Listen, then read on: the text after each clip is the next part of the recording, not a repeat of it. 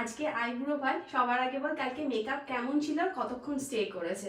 কালকে মেকআপ করা থেকে রাত্রিবেলা প্রায় ওই 1টা-1.5টার সময় সমস্ত প্রোগ্রাম মিটেছে।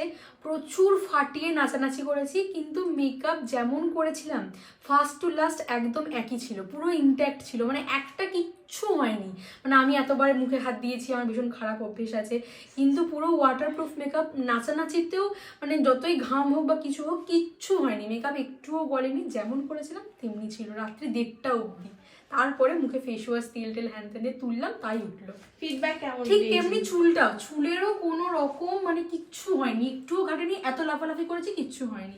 আর সবাই খুব খুশি হয়েছে, আমার বর, আমার শাশুড়ি, সবাই বলেছে যে তোকে খুব মিষ্টি লাগছে, যেটা বড় কমপ্লিমেন্ট একটা মেয়ের কাছে। মানে শাশুড়ি আর বর প্রশংসা করে দিয়েছে মানে ও স্যাটিসফাই যে হ্যাঁ আমায় তাহলে দেখতে বেশ ভালো লাগছে। একদম একদম খুব খুশি, ওরাও খুব খুশি হয়েছে সাজটা দেখে।